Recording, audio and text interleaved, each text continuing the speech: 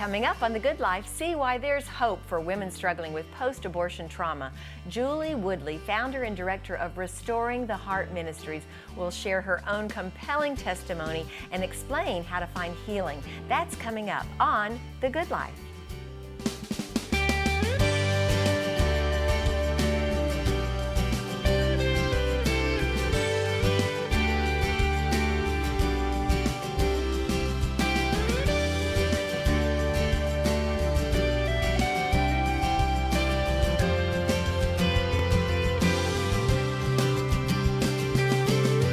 Welcome, viewers, to The Good Life. I'm Barbara Beck, and I am so happy that you chose to be with us today. You know, I oftentimes say that. I'm glad that you chose it, but don't you think sometimes that it's the Lord that had you click over to this station today? We're so glad that you're here because we have a special blessing for you. But before we get to our program, I want to just share a little bit about the blessings of being and living here in Central Florida and having all of you as a part of our Good Life 45 family. You know, I hear from so many of you who have sometimes sadness in your lives, sometimes trouble. Jesus tells us that there will be trouble in this life, and yes, there is trouble. But one of my little strategies for dealing with maybe a sad kind of a day or maybe a mood that's not as upbeat as it should be, I want to share with you a journal that my two daughters gave to me about a year ago. I do love to write, but sometimes you might be like I am and you don't want to write a great big long paragraph or a great big page or two in your journal. But here's what you can do.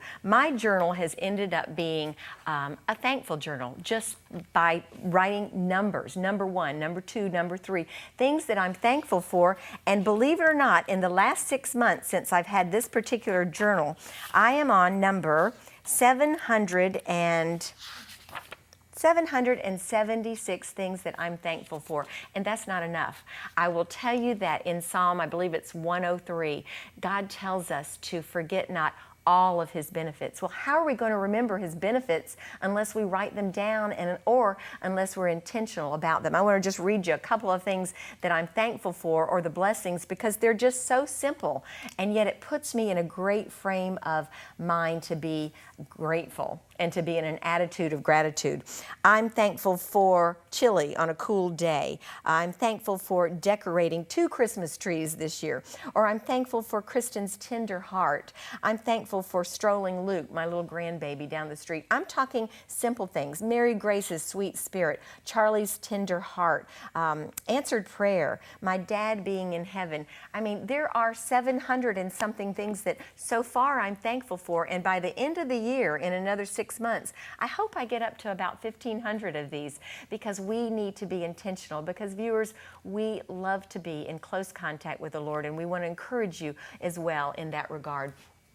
In another regard, on another note, you might notice that I am flying solo today, and there's a reason for that. My very, very good friend and faithful friend, Ken Meixel, is not here with us today for a reason. Ken has been prompted by the Holy Spirit to resign and to move on to, I don't want to say bigger and better, because what can be bigger than and better than TV 45? However, he is moving in a different direction, and we are so, so excited for him. He texted me, in fact, and said he's praying for us here with our ministry at Good Life 45. So we are so grateful to Ken for all of his years of service here at Good Life 45, and we would ask that you pray for him and for his brand new focus of ministry, which is going to be happening. And in regard to that, we have a new president and CEO, and he has been on the board for quite some time, so he's not a stranger to Good Life 45. His name is Steve Steiger, and I would like to introduce you to our new president and CEO, Steve Steiger. Hi, I'm Steve Steiger, and I'm pleased to announce that God has placed me in a brand new position here at Good Life 45.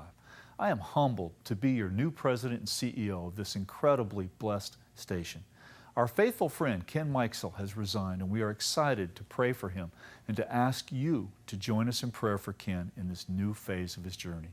As we move forward, we will continue to have as our mission to transform and change lives for the kingdom, not only in Central Florida, but around the world. We ask that you partner with us prayerfully and financially as we work together to expand our ministry to impact, love, and reach millions of people with compelling family and Christ-honoring programming. We want to hear from you with your prayer request and your financial gifts as the Lord leads. Please take a minute to write or call us here at Good Life 45 using the information on the screen. You are our valued partner and a big part of our Good Life family. Thank you, and may God bless you.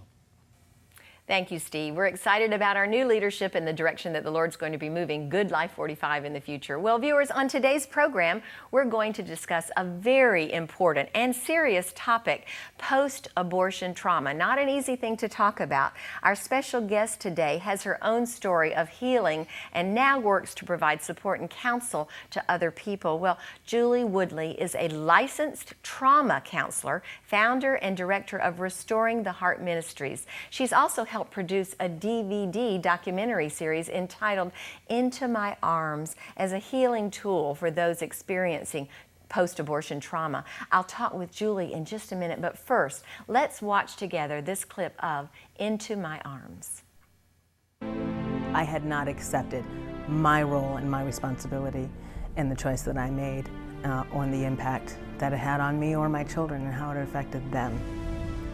I still felt like I had no choice but to go and get this procedure done. I'm really scared, you know, is this gonna be painful? She said, oh, it'll be over in a second, and she patted my hand and she said, it'll all be fine, and before you know it, you can go back to normal.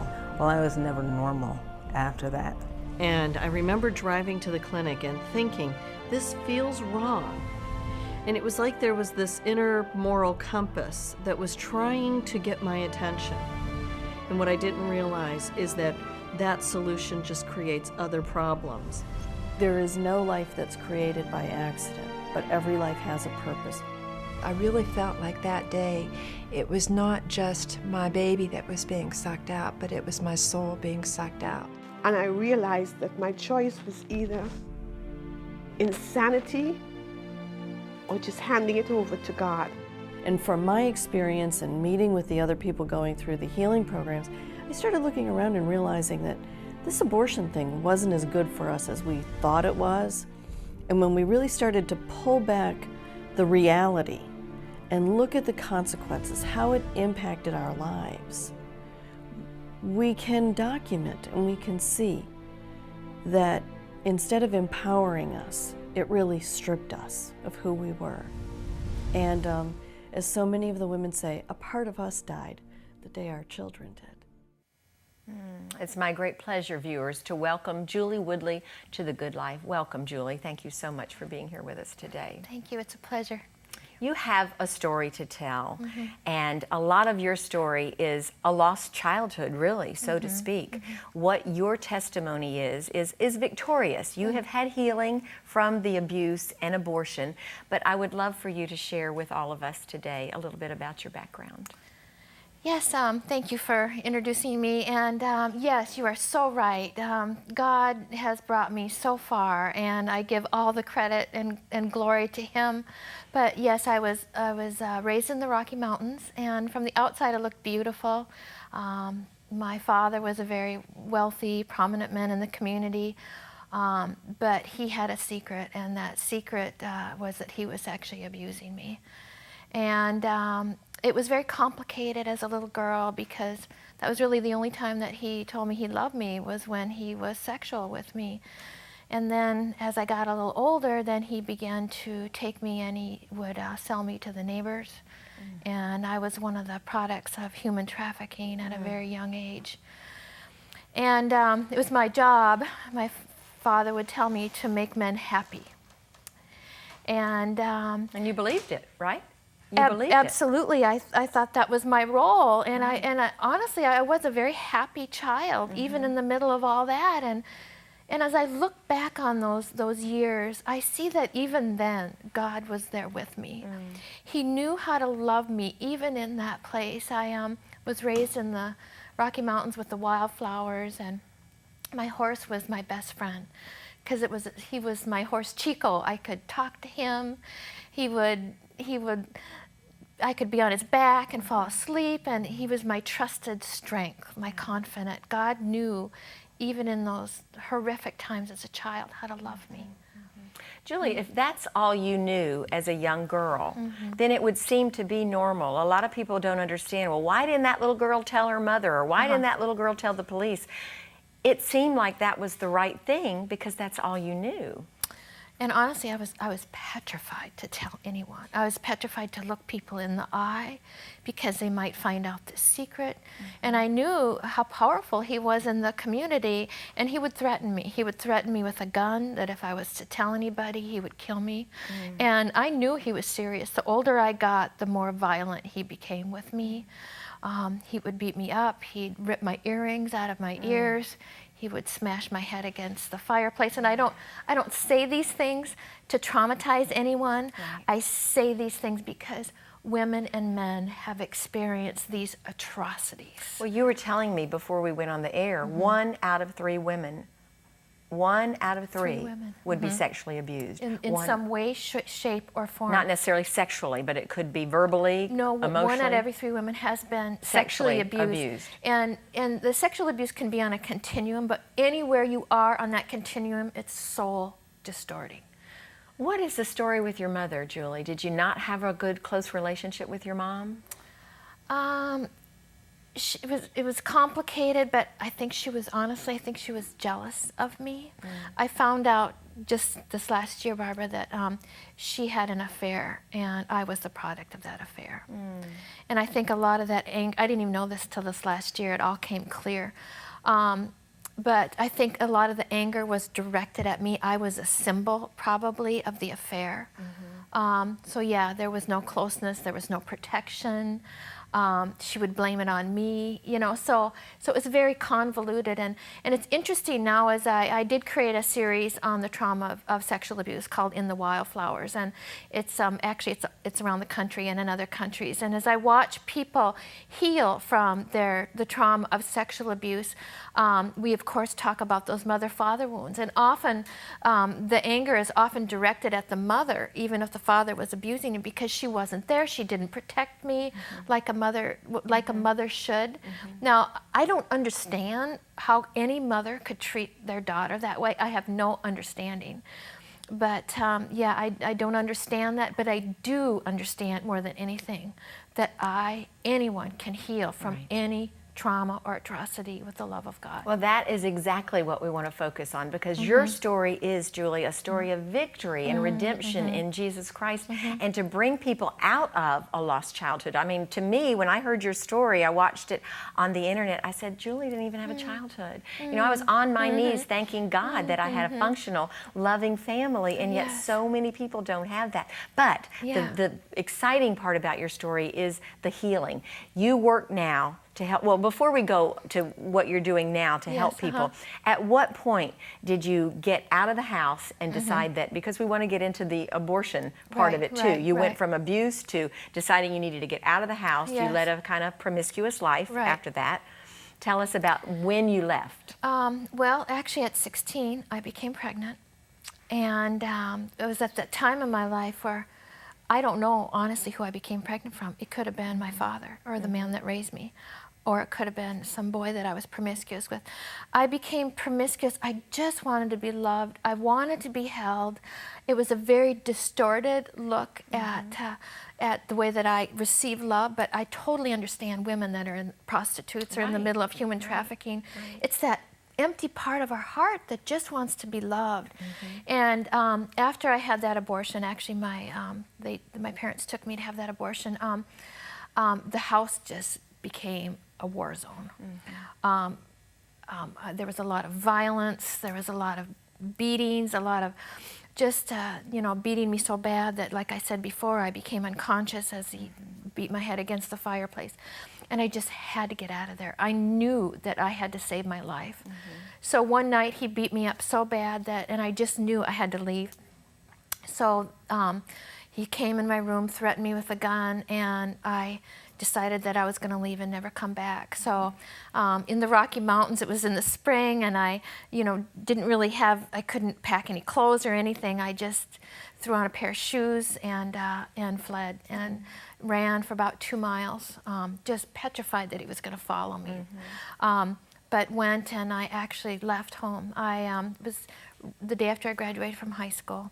I got on a train, and with just enough money for a one-way train ticket, and never could go back again. We're going to talk more about your story when we get back. We want to find out what led you to, what your feelings were after the abortion, what led you to the promiscuity. But we're going to take a short break first, viewers, and when we come back, we'll have more with Julie Woodley. Stay with us.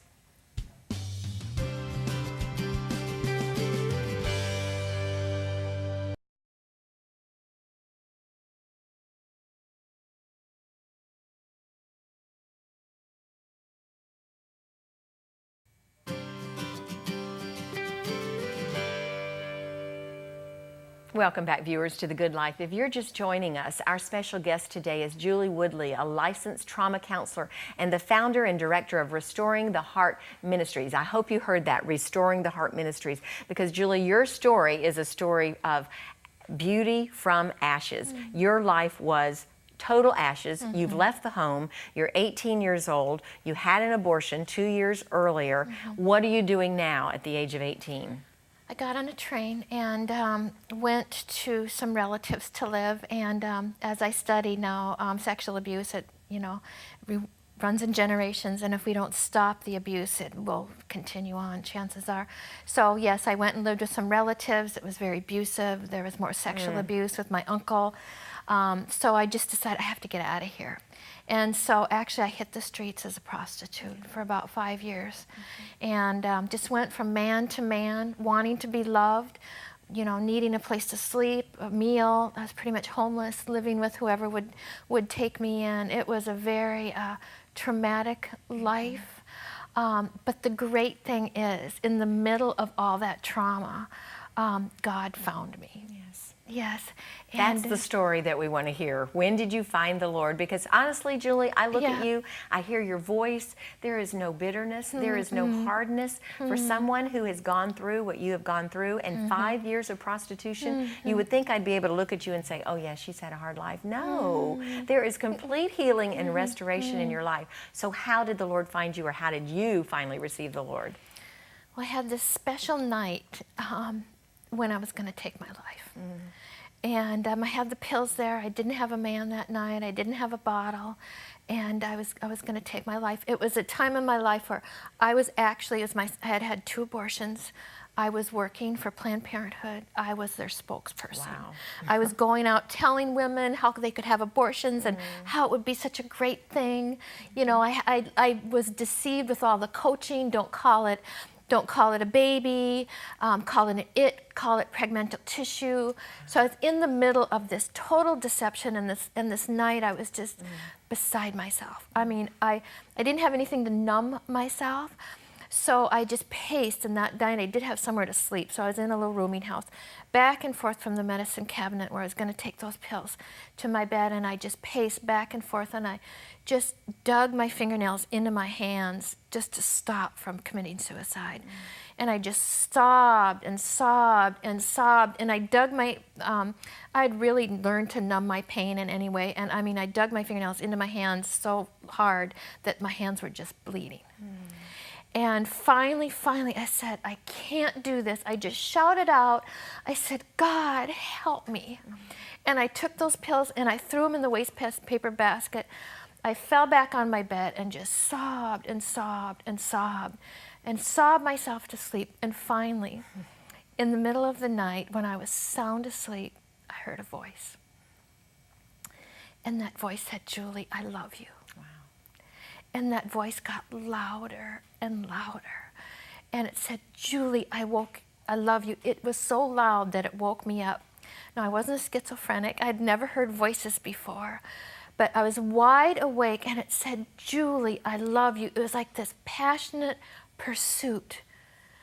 And I just thought, I knew at that moment that somewhere, someone loved me. But you didn't know who the voice was. I had right? no idea. But you yelled out, God help me. Yes. And now you're hearing this voice. When did you make the connection that that voice was God? Was God. Well, I felt incredible amount of love. I had never felt anything so strong. Well, to this day still, I feel that love. But so for the next 2 years, I was going to pursue where that voice was coming from. I was going to try to better my life, and I was going to really find who that voice was, and it was actually him finding me. Right. Him finding me.